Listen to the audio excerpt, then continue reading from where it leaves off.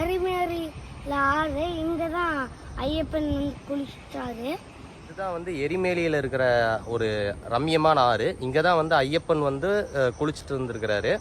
So இப்போ எரிமேலியில் பேட்டை தூள்னதுக்கப்புறம் ஒரு கன்ஜஸ்டடான பிளேஸில் குளிக்கிறதுக்கு பதிலாக அங்கேருந்து ஒரு 1.5 கிலோமீட்ரு ஆட்டோவோ இல்லை உங்கள் வண்டியவோ கொண்டு வந்து நிறுத்திட்டு நீங்கள் வந்து இந்த இடத்துல வந்து நீங்கள் குளிக்கலாம். நல்ல ஒரு இடம்.